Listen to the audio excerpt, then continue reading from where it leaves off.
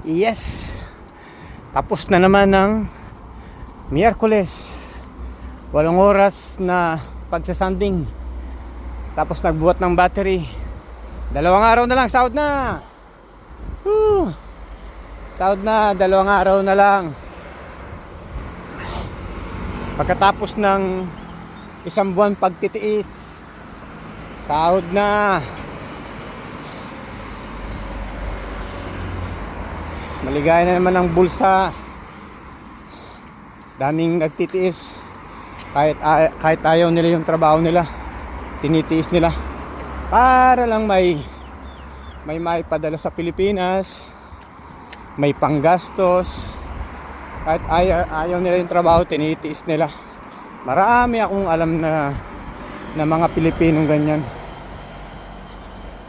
May alam ako sa yate, politika sa yate, politics.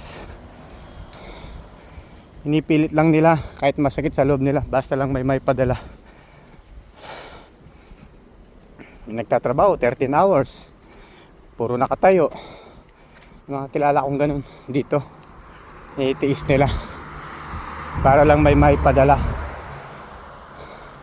Mga kilala ko nag-aaral, mga kapatid nila, so kailangan nila magpadala. So kahit mahirap, tinitiis nila.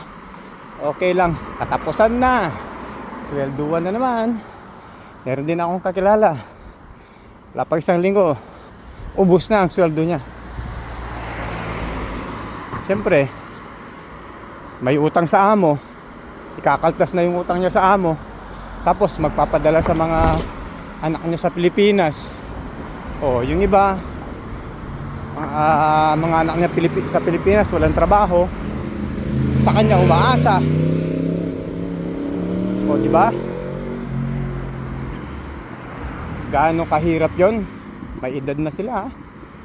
O, ako malapit na rin ako dun, 50 anyos na rin ako. Kaya payo ko lang, isipin nyo muna yung sarili nyo. Nagtatrabaho tayo dito, nagpapagod, yung katawan natin ginagamit natin. Tapos pagdating ng araw, wala tayo ni naipundar, wala tayo naipon. Meron nga galing sa abroad, yung matanda na Corina Sanchez yata yun. Nung may pera, mabango pa siya. Nung wala ng pera, wala na, umiyak na lang siya. Oh, diba? Wala, ganun na talagang buhay. Pera-pera na ang labanan. So kailangan bisyo, napakaraming bisyo. Bagay kahit saan, maraming bisyo eh. Abroad, Pilipinas. Kailangan dito tatrabaho tayo. Kahit ayaw natin yung trabaho natin, tinitiis natin. Para lang sa mga minsan luho ng asawa. Oo, may mga anak. Kahit ayaw natin yung trabaho, tinitiis natin. Kahit mahirap, tinitiis natin.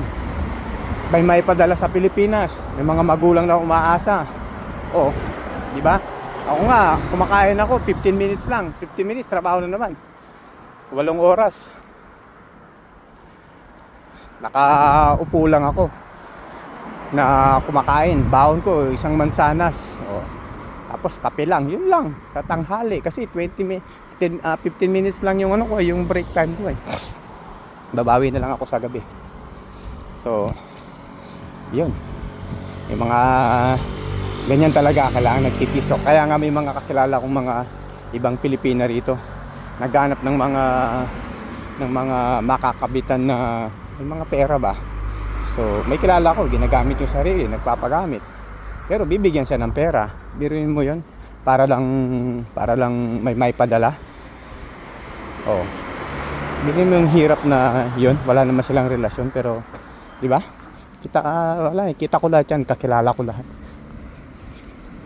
Tapos meron pa akong magpapagamit, tapos gagamitin lang sa sa sugal. Sus, dami. Ano yan? Diba na, nakakaawa yung mga yun kasi para lang may padala din sa Pilipinas, tapos para rin sa luho ng katawan, sa luho ng bisyo. Mapa Italy, mapa France, parehas lang, walang pinagkaiba. Yung Pilipino, pagkatapos ng 1 linggo, saya dito, saya doon. O, di ba?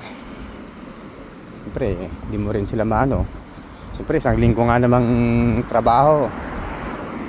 Isang linggong stress sa mga boss. Lalo na ngayon dito. Summer. Dumating ang mga mayari ng mga bila. So, nandiyan ang mga boss. Tiis ka. Daming nagtitiis ngayon sa bila. Tapos pagdating ng katapusan, papadala sa Pilipinas. Wala. Isipin din natin yung sarili natin. Yung mga nasa Pilipinas, marami akong alam. Hindi naman nila iniisip yung mga pamilya nila sa abroad. Kamag-anak nila sa abroad. Ang importante makatanggap sila ng pera. Yan ang ano ngayon yan ang totoo, yan ang realidad. Tanggap ng pera, basta katapusan, naghihintay na. Hindi nila alam yung hirap ng mga nagpapadala, yung tiis nila. Kahit ayaw nila yung trabaho, tinitiis nila.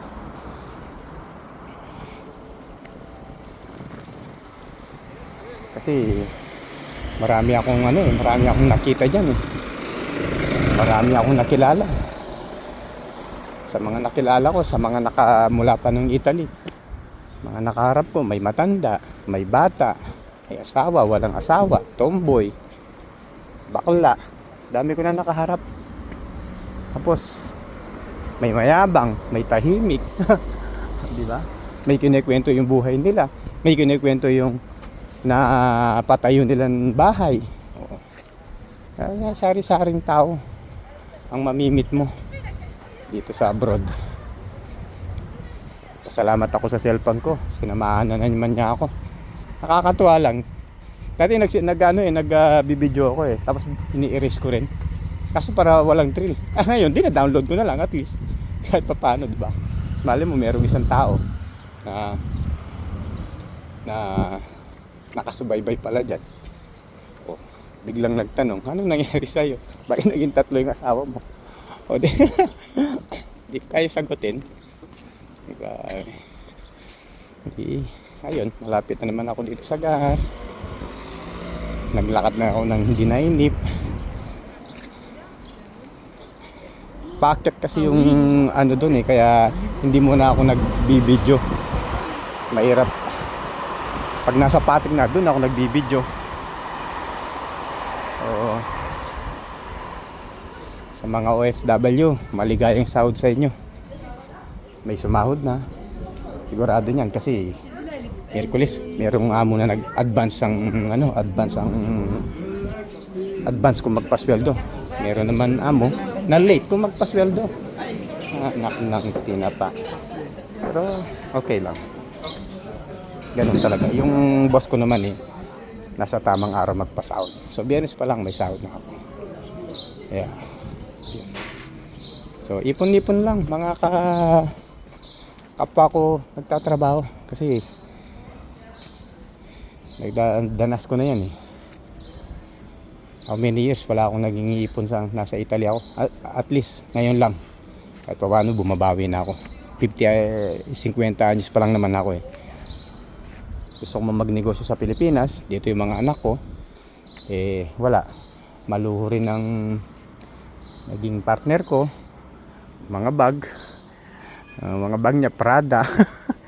Walang biro yan Hindi ako nagbibiro. Hermes, Sus, Ginoo. Siyempre hindi mo rin nagtatrabaho Gaway lang kayo. Ayun. Salamat. Thank you.